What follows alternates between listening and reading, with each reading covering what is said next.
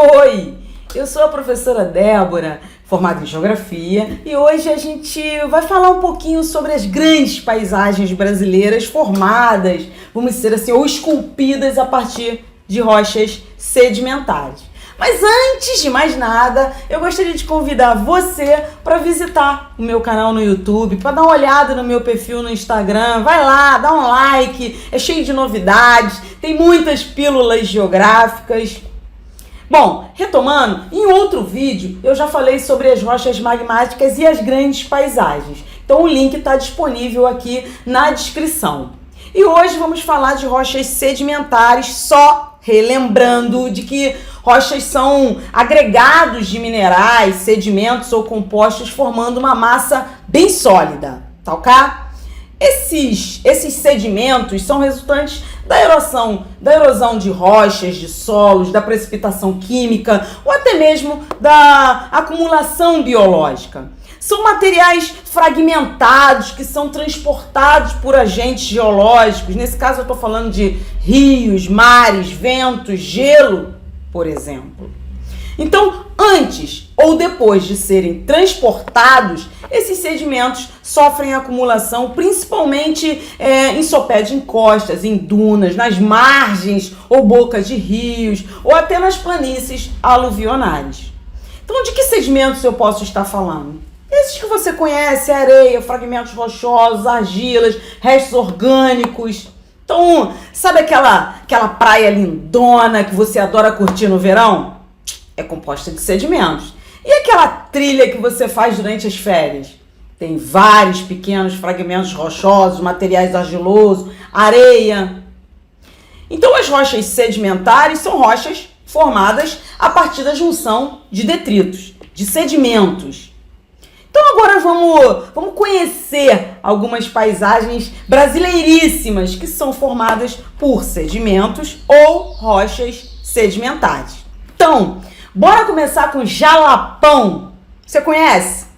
Fica no centrão do Brasil, literalmente no Tocantins, onde fica a maioria dos pontos turísticos visitados do Jalapão. Lá tem o Cânion do Sussuapara, formado a partir do encaixe da drenagem nas rochas sedimentares que são escavados até o substrato rochoso, até o substrato geológico. Então observe aí a parede cheia de, entre aspas, pedrinhas. Na verdade, é uma camada sedimentar formada por fragmentos de rochas meio que arredondadas. Agora, dá um look na Pedra Furada, também no Jalapão. O grande conjunto de blocos de arenitos foi esculpido naturalmente pela ação dos ventos e das chuvas durante milhões de anos. Esse processo erosivo formou buracos que parecem verdadeiros portais. Dá para ver direitinho as camadas sedimentares de areia, não é mesmo? Aqui você observa os arenitos na Chapada das Mesas, no Maranhão predominantemente. Essa é uma antiga planície sedimentar esculpida no arenito pelas águas das chuvas e pelo vento. Dá uma olhada. Não é à toa que é chamado de Chapada das Mesas, não é mesmo? Há esse monte de, como é que eu vou dizer, de morros testemunho de topo plano que guardam matas exuberantes. Mas olha só, se é arenito, por que não se desmanchou rapidamente por conta desse monte de chuvas ao longo desses milhões de anos? Nas porções mais elevadas da paisagem, os arenitos são recobertos por depósitos, olha o nome, detrítico-lateríticos terciários ou, a gente pode dizer, encouraçados, vamos dizer assim. Literalmente é uma capa de minério de ferro muito resistente à erosão. Então esse encouraçamento sustenta o topo da chapada e estabelece um nível altimétrico para essa paisagem regional. Olha essa imagem mostrando esses encouraçados meio que avermelhados, ricos em minério de ferro e que são muito resistentes. É isso. é a camada de minério de ferro que fica nos topos dessa paisagem arenítica. Aqui, a sedimentação é cruzada, tá lindona. Tem sedimentos meio que deitados e outro meio que inclinados, cada qual foi formado em um período diferente no tempo geológico. Agora, preste atenção a esses lindos conglomerados que eu registrei na cidade de Lençóis, literalmente a capital da Chapada Diamantina, na Bahia. É um monte de sedimentos de vários tamanhos que são reunidos por uma cola natural e formam um grande conjunto rochoso que você observa aí nessa sedimentação cruzada. Em Fernando de Noronha, gente, Noronha, a quantidade de paisagens é de deixar o turista de queixo caído. Tem rochas magmáticas, rochas sedimentares, sedimentos para tudo quanto é lado.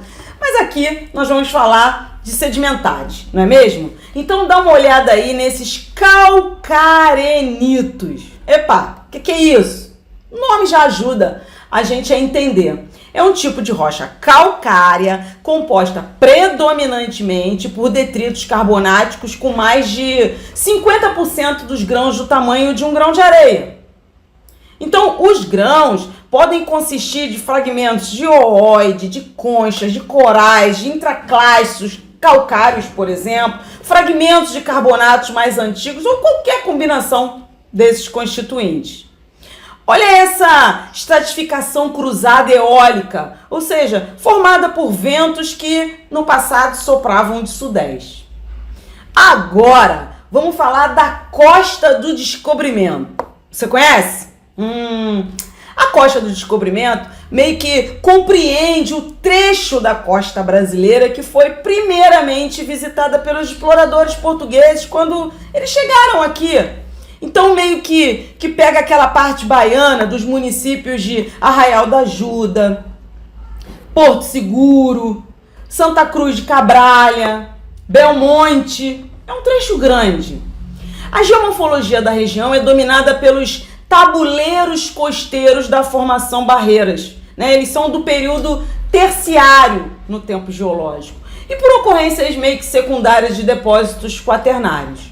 Nessa foto, em Pitinga, uma praia no município de Arraial de Ajuda, você consegue ver a grande barreira de sedimentos formando lindas falésias que têm sido erodidas pela ação do vento, da chuva, do mar. Vai lá, vai me dizer. Uma baita paisagem, não é mesmo?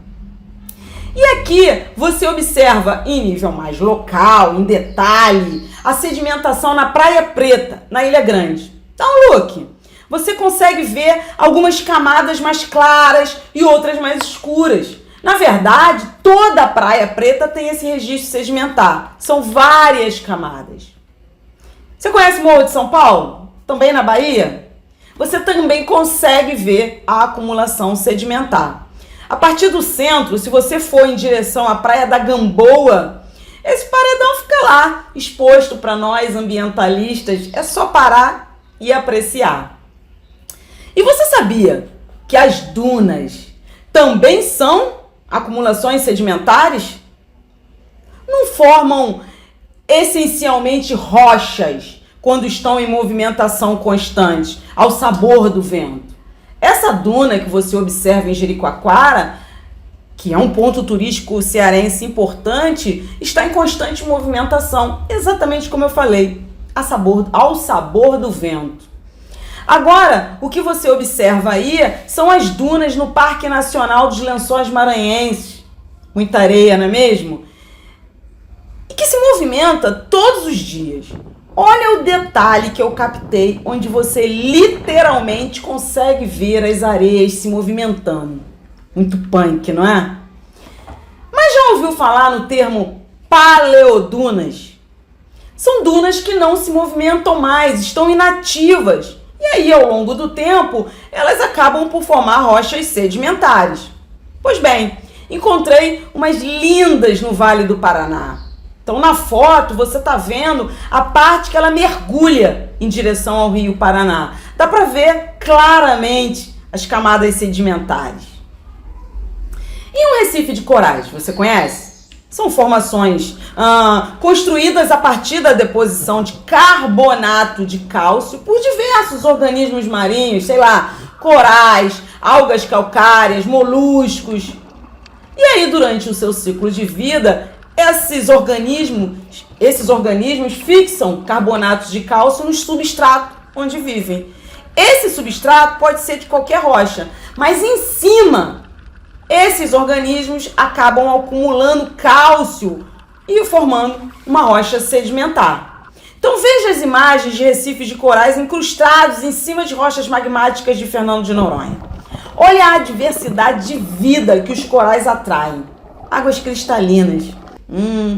Noronha deu até vontade de voltar. Já imaginou encontrar rochas sedimentares em uma caverna, uma gruta?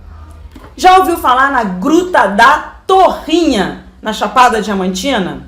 Pois bem, as cavernas, elas formam-se principalmente da dissolução, se formam a partir da dissolução das rochas. Por isso são muito mais comuns em zonas de rochas carbonáticas, como mármore, que é uma rocha metamórfica, e os calcários, que são rochas sedimentares. A Gruta Torrinha, ou da Torrinha, é considerada a mais rica do Brasil, com uma grande diversidade de formações desenvolvidas após centenas de transformações nas rochas carbonáticas. A gruta é riquíssima em espeleotemas, como estalactites, estalagmites, e chama a atenção por formações raras que muitas vezes lembram flores. Bem, gente, esses são só alguns registros que eu mesma aqui fiz ao longo das minhas andanças por esse Brasilzão. Então vai lá. Agora você sabe o que são rochas sedimentares e como reconhecê-las na paisagem, não é mesmo? Até mais!